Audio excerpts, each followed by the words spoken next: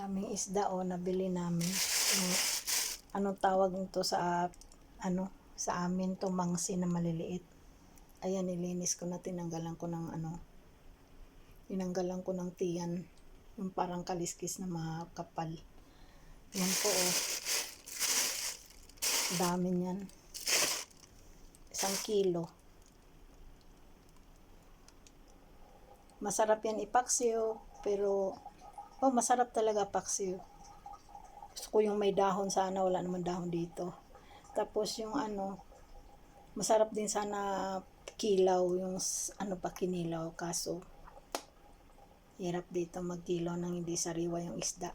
Katakot, kaya hanggang lang, prito o paksiw. Yan. Uy, nako. Meron pang napasama na pusit. Ayan, ang dami, 1 kilo. Masarap na yan. Bye-bye.